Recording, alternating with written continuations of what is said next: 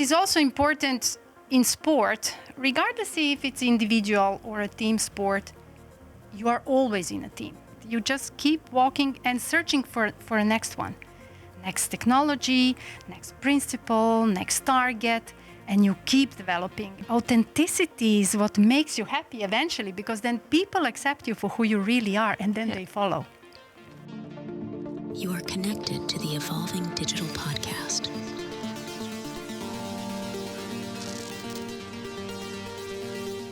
Hi, I'm Adam Butler, and this is Evolving Digital. We're here to pull back the curtains and share the secrets of digital giants and disruptors. We'll be bringing you high-quality, in-depth interviews, and all we ask of you is that you hit that subscribe button so we can keep doing this. Now let's jump into it. Well, welcome, Biba, to the Evolving Digital Podcast. Good to have you here. How are you? I'm very well. Thank you for the invitation. I'm really happy to be here with you. Yeah, well, good to have you here. When we briefly spoke about the podcast, you sent me an AI-generated introduction of yourself.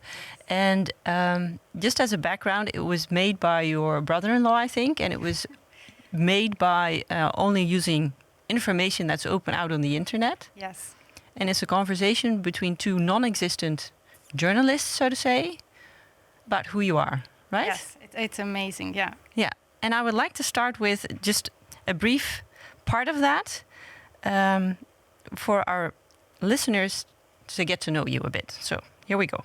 Ready for a deep dive into a life that took some wild turns. Absolutely, buckle up. Today we're looking at Biba Visnjicki. From elite gymnast in Yugoslavia to, get this, leading digital transformations for global companies. I know, right? Talk about range. Incredible story of resilience, reinvention. We've got sources covering her childhood, those major career pivots, and her insights on leadership, even Industry 4.0. It's remarkable, really. So picture this, Yugoslavia.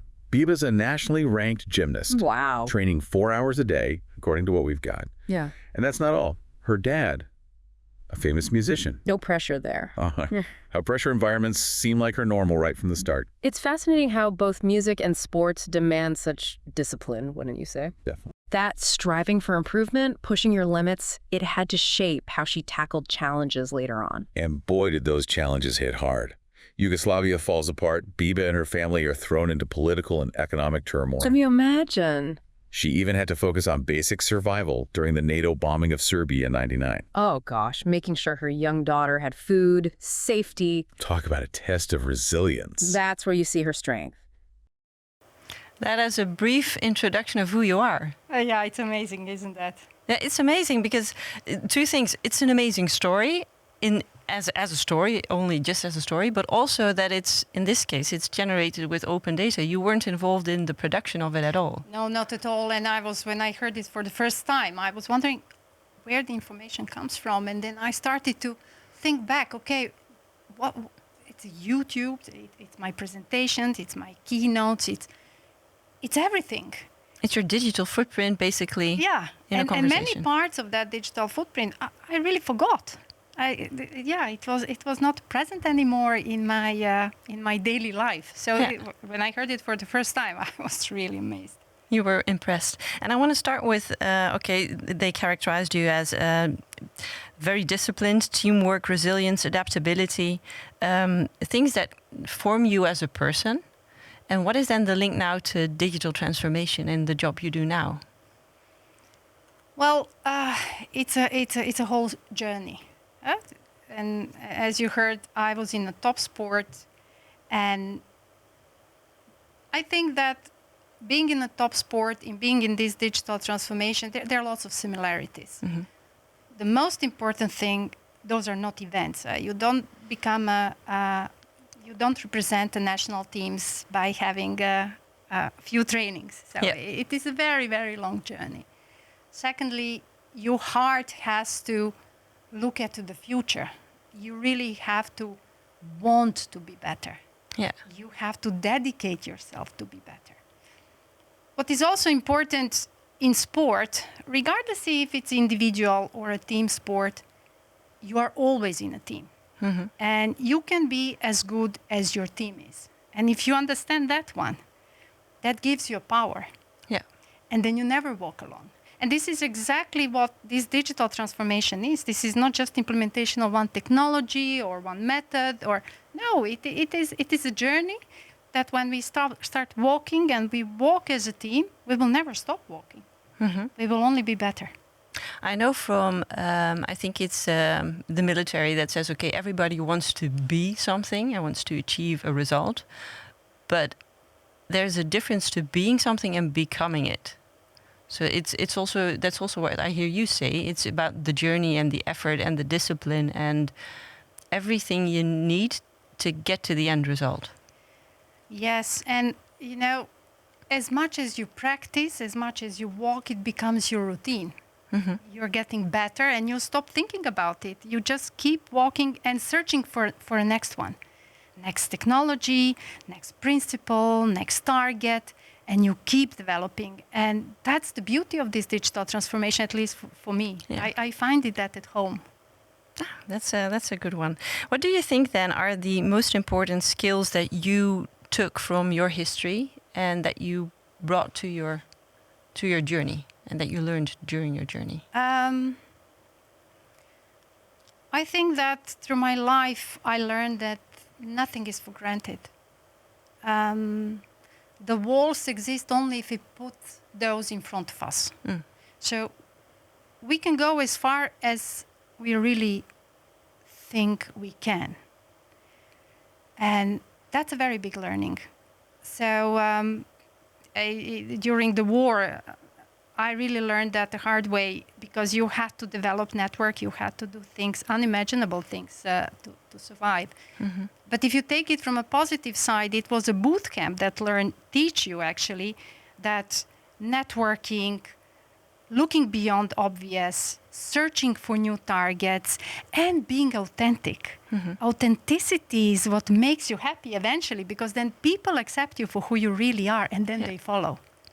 Ah, it's also the key to following. Yes, say. of course. I mean, there is always somebody that you follow. There is always a little star that you want to find a way to. But being authentic and being unselfish and being disciplined on your path also give a chance for others to follow you and to find your own ways. Yeah. And I found it very, magical. Yeah, I can imagine. Nice. I'd also call you an expert in smart industry, Industry 4.0. What would be your vision? What is Industry 4.0 for listeners who don't know? It's an interesting story. So I'll give you a little bit of a background. End of 2016, I was asked to establish the first Fraunhofer organization in the Netherlands. It was at the University of Twente, Fraunhofer Project Center. And at that time, we got literally 5 pages of a business plan and what we have to achieve. And that was, of course, Industry 4.0, manufacturing, and so forth. So I must say I was coming from corporate strategy and boardroom. So I was thinking, okay, that's really nice, but what is it about? Yeah. And what I did actually for the first 1.5 years, I was just going from factory to factory, from company to company to find out. What is it? Ask questions. Yeah, and I learned from my Fraunhofer colleagues. They said it's a vision. Yeah, okay. Whose vision is that, and what it means? Now, it took me some time, and also helped me to develop even bigger network. And basically, Industry 4.0 is your own vision, is your own ways to use much more advanced environment that you can build to actually achieve your business ambition. And that business ambition you have to define for yourself. You want to be more efficient, you want to decrease costs, you want to be sure that every technology that comes can land, that you will not have a problem with talent. It is up to you. That's why they call it vision. Yeah. But there is no cookbook. No. So you have to understand the basic principles of that vision in order to apply it for your own organization. So that's what we've been doing for years, helping companies to realize how do you make that vision for yourself, and what's for you the most important thing to do? Yeah. And the role of digital and data in that? This is all about data and Yeah. digital. Yeah. There is no more vision today that do not include data and data capabilities to enable you to be better. Yeah.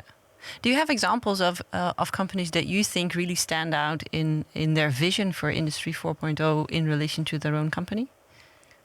Well, at that time, I found fascinating how, for example, 24/7 Taylor still took the challenge. And they started in a period where there was no software just to plug in and to achieve what you want. Yeah. They developed that themselves, but they had a very, very clear vision. They knew what they want to achieve.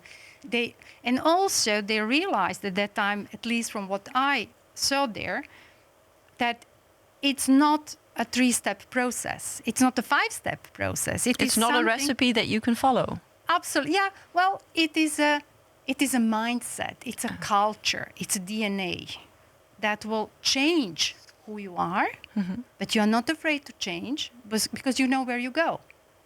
And you have time for that. You have to have time for that because there is no shortcut. And that was at that time really impressive. So I always say, yeah, that would be a company that for me was a live example what it means having a clear vision, purpose, and strategy to achieve certain goals. Yeah.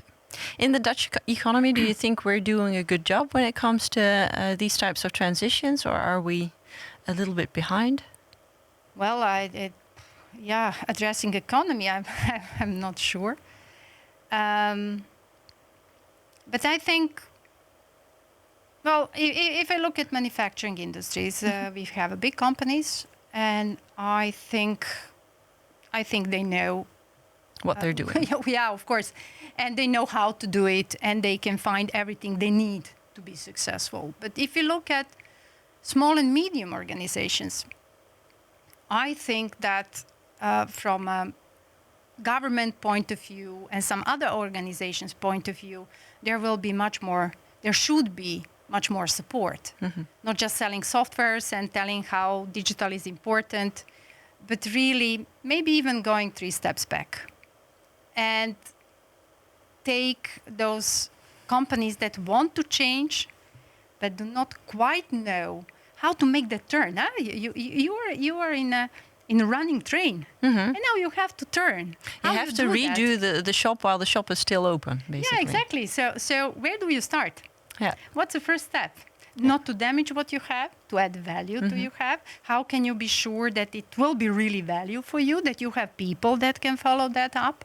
So, yes, if we are going to feel it on economic side, yeah, I think we will. And I think that there are many smaller companies that will have great difficulties to catch up. Difficulties to catch up in their respective markets. I think so. Okay. Yes. Why is it then that difficult for organizations to start this journey? There are many reasons, but I think one of very important reason is the leadership. In many companies, leadership that is there already for 20 years, 15, 20 years, they've been successful. Nothing wrong. Why changing stuff? And so is it a sense of urgency or a need of urgency? Well, there is urgency to change. If you look what is happening on the economical part of the story, but there is no real understanding how deep these digital technologies will really impact us. And just yesterday I was at the event, and one of the keynote speakers said, if the leadership does not know what AI is and how AI is going to disrupt the activities within organization, they should not be leaders. And I fully agree with that. It's not about knowing how to make your own models for ChatGPT. That's not what we are talking about. But understanding implications. Yes, exactly. And how different it is. And also accepting, we need a different knowledge. We need different attitude. We need different people. We have to train our people, and we have to trust our people. Knowledge, attitude, people. What do we need to change then, in your opinion? From the leadership perspective, ourselves. We should start there. Except that very simple, some supporting activities that were normal in organizations like IT and HR are not anymore supporting departments. They are strategically important departments. So I always say, if you come to the company, first you go to IT, you get your computer, they install your email address, and then you say, I want this and this application, they install that application to your computer, and that's it? Yeah. Well, that's not it.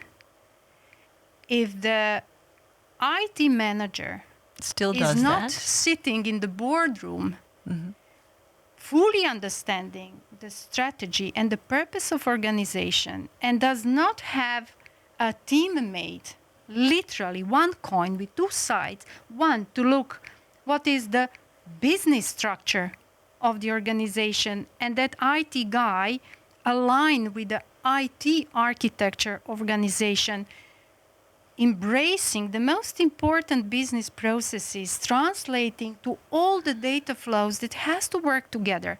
If that's not in place, then we did not really not there yet. understand what this transition is about. Yeah. Then it's still siloed, and Then we are still doing the same things, hoping for the better results. yeah, like Einstein, you'll never get a different result then. Exactly. Just the time is ticking off. Yeah. And all the change that we experience today is faster and faster. ChatGPT only months ago was new. Now we all made small models to have it smarter. I have a whole family of ChatGPTs on my computer, depending what I want to do. Now we are moving to large language models. It's with incredible speed. Yeah. And we have to catch up. Yeah. But you also said, okay, it's a marathon. It's not a sprint. So there's a kind of a, do we need to speed up or? No, it's not about speeding up. Okay. It's like a top sport. Make a plan. And Put also, the dot on the horizon. Yeah, exactly. And also be open to use some other things to help you to be better. Yeah. And this is what this, for example, Gen AI is offering to us. Some tools to be better. But if we have no idea where we are going with those tools, then we are not We're really driving making blind. a progress. And that's why it's not about having only young people in organization that will tell us what to do. Because there is intrinsic value in 20 years of experience and in 20 years of leadership, really deeply understanding the strategy, the operations, the supply chain dynamics there. But that has to have a new a jacket around, a new facelift, if you want it, to get a different creativity in, different injection that will help this leadership and this intrinsic value of experience to move and to be, it's a popular word today, future-proof. And that's what we get an opportunity today. Yeah. And we have to embrace it. Yeah.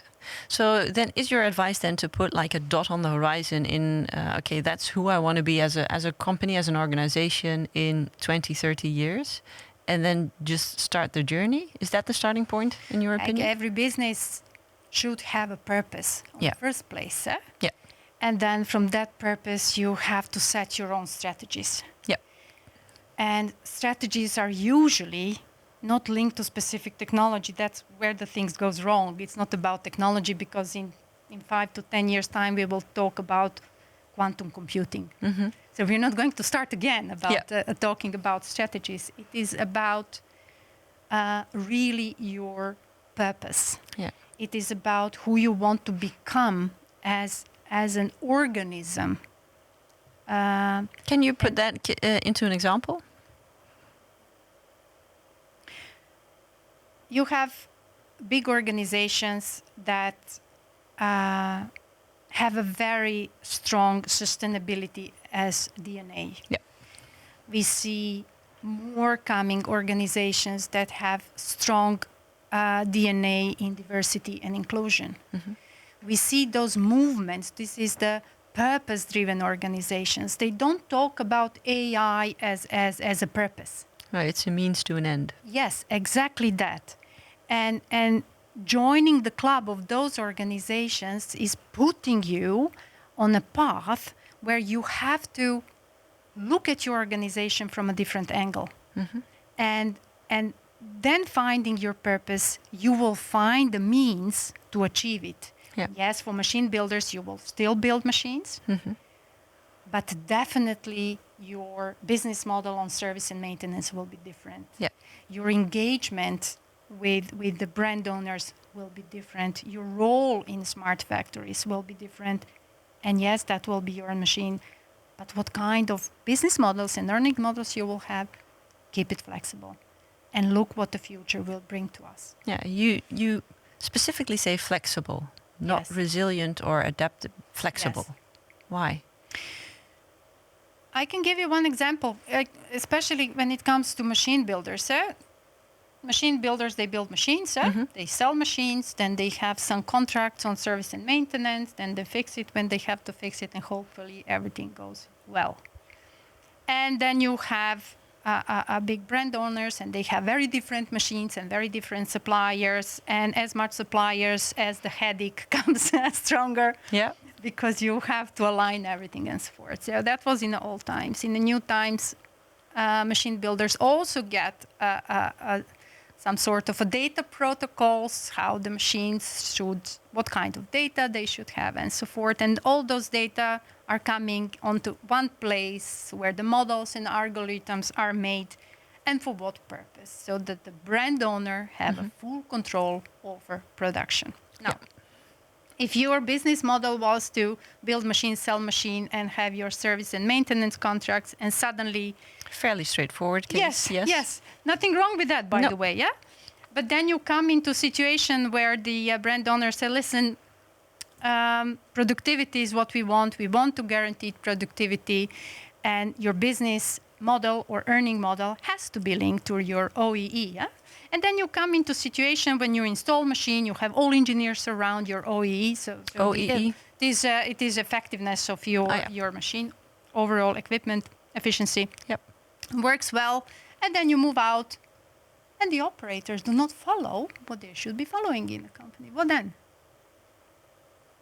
how you are going to prevent that your machine somewhere else really does what you think it should be doing when it's out of your hands? So then it's really a story of value, the value that you want to create for your clients. Exactly and that. the business model and the... Exactly that. And the champions will be the ones that really, together with the clients, develop a new model and develop a new equipment and new processes that will work for both sides. Mm-hmm. And you see very often in practice that, well, I'm not going to say we are not there yet, but there are examples where things could go better. Yeah. No, it's a journey. It's a journey we just established. It is for all the parties in the value chain. It's not just for machine builders or factories or brand owners. It's for a complete supply chain to start moving together to the next level. Yeah. I want to touch a little bit upon a model of digital transformation that is used quite a bit. So people, process, technology, topped by strategy. You said... with regards to process and strategy, you can't do new things the same way you've been doing the old things. Yes. Can you explain? Yes. In my professional career, I've been a lot in a boardroom with the leadership teams where they think of a brilliant strategy, and there is a very fancy PowerPoint, and then very also nice speeches and then we conclude we have a strategy. And then that PowerPoint strategy is not a strategy. Yeah. well, and then that strategy has to get some form to be executed. And in that process, some processes are defined, but mostly you leave it to your mid-level management to define it. And then you have many of those managers and many of those groups. And we come from a silo mentalities, and they all start interpreting stuff and bringing their best results and their best efforts back. I mean, all those cascades and so on. Yeah. And then when you want to change something in that process, where do you change it? They make new. It's a big system, so where It's do a you big start? system. Yeah. You can't change it, and you get stuck, and you get paralyzed, and so forth. So, trying to cope in that particular way, thinking I can use ChatGPT or whatever system that will make that particular process faster is really not making better results. So what should you do? What would be the piece of advice to...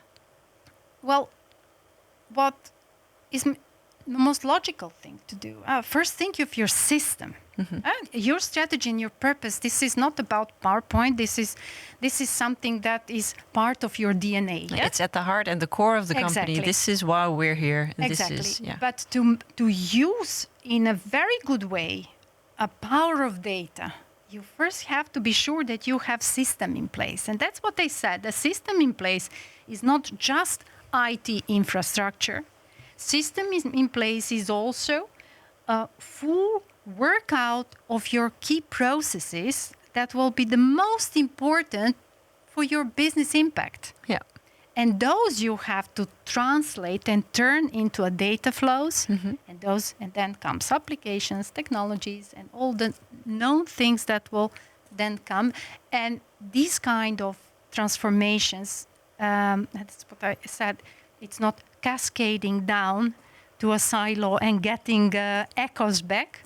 It is also about agile way of working. It is, we all know about Scrum and other, which I had in my previous job with my teams and our customers, because it gives you flexibility. Yeah. You are here and now, you have a task, but the next task, if it's changed, you have still time and capabilities to adapt, keeping the light on the horizon where you want to come. Yeah, so the mission is clear and the steps in between Yes. can vary a bit. Exactly. Second thing is, there is no organization that has all the competencies in place, all the talent in place, and that's hardly possible to achieve.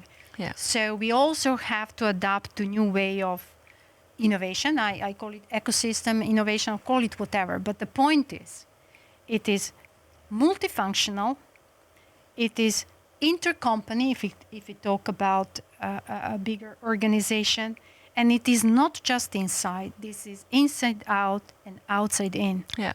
So I expect that we will see in the future new functions in organizations like orchestrators of this external knowledge that is absolutely needed to be in. Not just hiring young people. That's not what I'm talking about. It is about having hundreds of different satellites that you can connect in your innovation net stack that can blend into your internal core teams. So that's the part where you say it's an ecosystem of innovation where you connect as a company. Yes. What does that ask of us as people, as professionals, as individuals? Because I think it's very much also the emotional intelligence that we bring in what we bring to the table. Yes, of course. Okay, it is. I also believe when you talk about emotional intelligence, I also believe that complete team leaderships will be different, will be much more focused on bringing people into new comfort zone and allowing them to develop further and expand the comfort zone. this is something that is very important for the future. We all talk about talent, huh? So in my age, then The I race say, for talent. yes, and yes, and then you have millennials, and then you have Gen Zs that are now coming, and those are different generations with the different expectations. But one is in common: it's a comfort zone, a growing willingness to be eager, to learn something else, to do something more, to connect. One champion in the team sport does not make a good result. No, It's about team. the combination And of it's people. about team that has many open doors and windows to look outside, to connect with other organizations, to look something new, and to develop its own network. Yeah. I strongly believe in that. Yeah. So if you are looking around and you're trying to find the innovation network and trying to build the innovation network for your organization and your teams, it sounds a bit like it could be like a marriage that you're looking for. So you're trying to find the right values, which organizations match. So how do you go about that? Well, I would not call it marriage, because if you look at the percentage of divorces, Okay. Not marriage then. I would definitely not go that way. Okay, but travel companion then. Well, yeah. It is a very even empathic partnership, Yeah. and partnership that brings goods to both sides, or three sides, or four sides. Win, win, win, win. Yes, because we talk about data scientists, and I say always Alice in a data land. But Alice in a data land needs a good friend that will translate a bit of a strategy, operations, and supply chain. And those guys that knows other things need other friends that know something else. And I say friends because and again, it's a top sport. We all have own values, but the real value is how we act as a team. Yeah. And how we embrace new, in this case, technologies, or new challenges, or new actions. And this is that you don't see very often, but I think that where you find it, actually you find also a great success. And you will see how people are attached to each other. And that's a beautiful thing to see. The human element is the trickiest part, but also the part where the magic happens, right? Yes, and when we manage to create trust, and we have loyalty as embedded in our DNA, and openness and transparency and willingness to help each other, although it might really sound totally unrealistic for many companies and leaders, I strongly believe that there is where the success really is. Can you give an example of a company that does that really well? So listeners who are looking for inspiration, check out how they do it for... Well, okay, it is... I'm not going to name companies, but try for yourself. Look at most successful companies and most successful teams. Yeah. How every big success started is with a loyal team. Yeah. Team that was willing to help each other. And to follow the leader. Exactly. On board and with to the mission. go beyond the established first boundaries, to push the boundaries, to go bigger, to learn more, but to stay together. Yeah. And that's togetherness and trust in each other, to help each other. I think it's very important. Yeah. Yeah. One of the pillars in the model is also technology. Yeah. A lot of companies tend to start with technology. My first question is, why do you think that is? It is known phenomenon called Hannover Messe syndrome. Oh, that Hannover Messe syndrome. That's a good one. Yeah. Never heard anyone Yeah. say that. Yeah.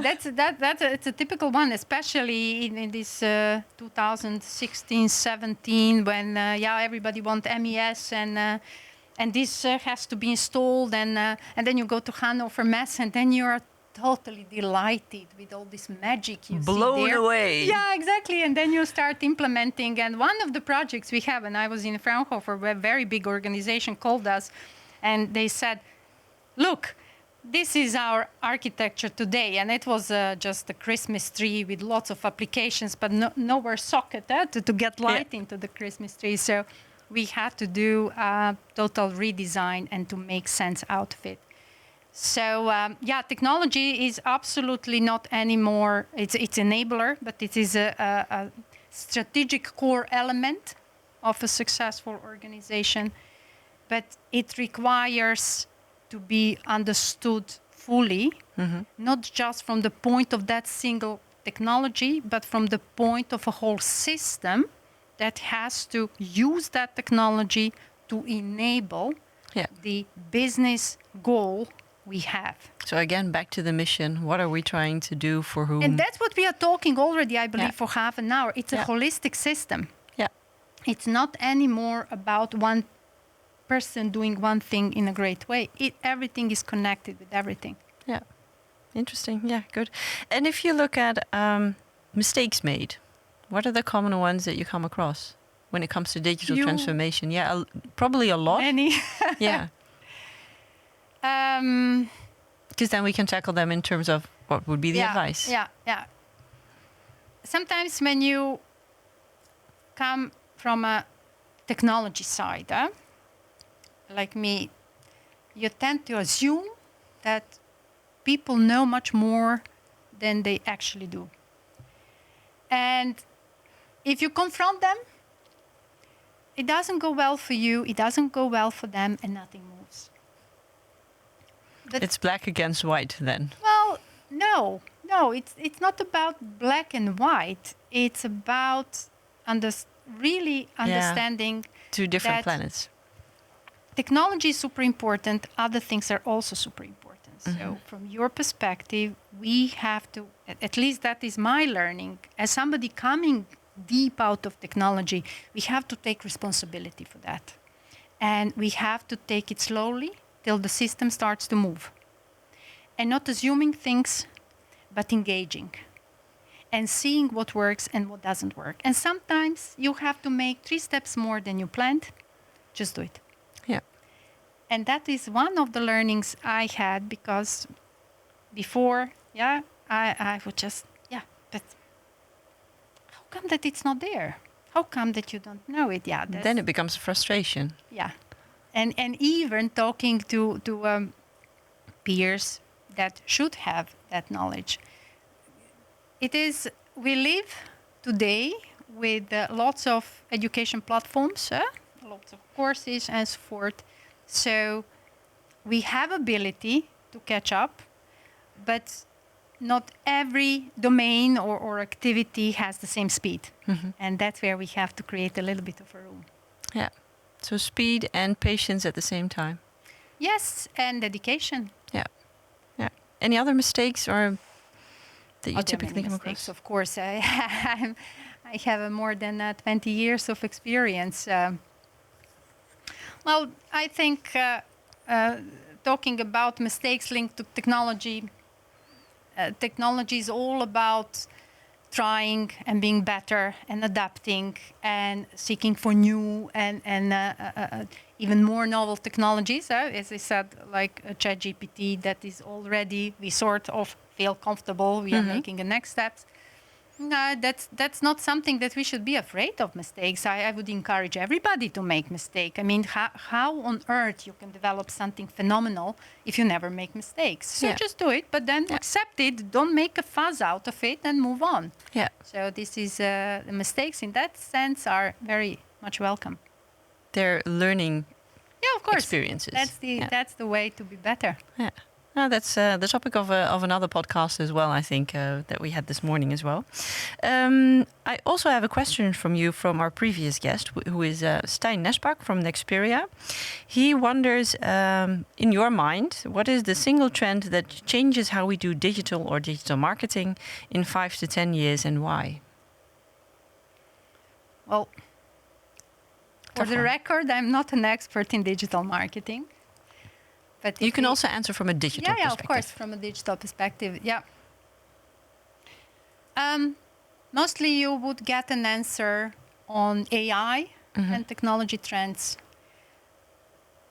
I think that a major trend that I hope we will see in 5 to 10 years is diversity and inclusion. And I'm not talking about ticking boxes when it comes to how many women in tech here or there. I talk about the trend where we are going to recognize that diversity brings different type of creativity, different type of leadership, empathy, and kindness.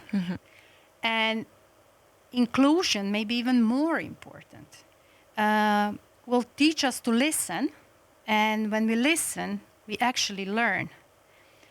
And in that sense, I believe that that trend will occur because the biggest companies are already there, but will also show us that the talent pool is much, much bigger than we thought it was.